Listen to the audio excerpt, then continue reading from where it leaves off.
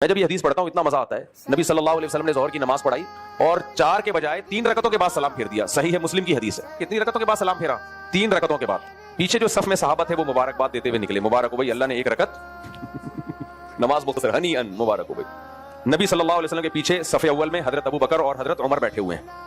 حدیث کے الفاظ ہیں فہابا ان یتکلما، کیونکہ نبی صلی اللہ علیہ وسلم کا ایک جلال تھا تو یہ دونوں خاموش تھے کہ بھئی ہم پوچھیں تو ایسا نہ ہو کہ نبی ناراض ہو جائیں.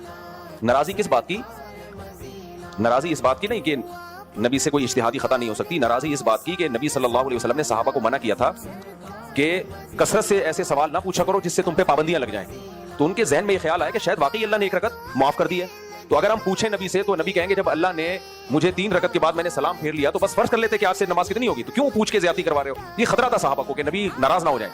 لیکن یہ بھی خطرہ تھا کہ بھائی بشر ہے نا، انسان ہے. ایک دیہاتی صحابی، صحیح حدیث ہے، صحابہ کہتے ہیں ہم چاہتے تھے کہ دیہاتی لوگ ہماری مجلس میں آیا کریں کہ وہ زیادہ تر مجلس کے آداب سے واقف نہیں ہوتے، وہ جو پوچھنا ہے وہ پوچھ لیتے ہیں اور نبی ان پہ ناراض بھی نہیں ہوتے. اور دیہاتی صحابی انہوں نے پوچھ لیا، پوچھا اقصرت الصلاۃ ام نسیت یا رسول اللہ، یا رسول اللہ، اللہ نے نماز میں کمی کر دی ہے یا آپ بھول گئے ہیں؟ نبی نے فرمایا کل ذالک لم یکن، بڑے کانفیڈنس سے آپ نے فرمایا نہ کچھ بھی نہیں ہوا، نہ میں بھولا ہوں نہ اللہ نے نماز میں کمی کی ہے. اللہ نے کمی کی ہوتی تو 3 پڑھی ہوتی، میں نے تو پوری 4 رکعتیں پڑھی ہیں. مطلب یہی تھا کل ذالک لم یکن، فرمایا کچھ بھی نہیں ہوا.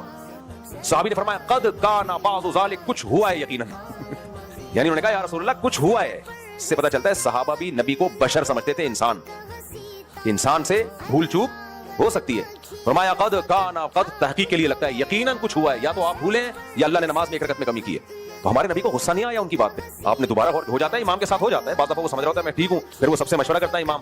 تو نبی صلی اللہ علیہ وسلم نے ابو بکر اور عمر سے پوچھا کہ ہاں بھائی کیا ہے، کیا میں نے 3 پڑھی؟ فرمایا یا رسول اللہ آپ نے 3 پڑھی. پھر آپ نے نماز بھی پڑھی اور سجدہ سہو بھی کیا آخر میں. یہ بے داغ سیرت تھی نبی صلی اللہ علیہ وسلم. کوئی غضبناک نہیں ہوئے، کوئی غصہ نہیں ہوئے. ہمیں کوئی ہماری غلطی پہ کچھ گئے تو آپ کے تو کون ہوتا ہے میرے کو ٹوکنے والا.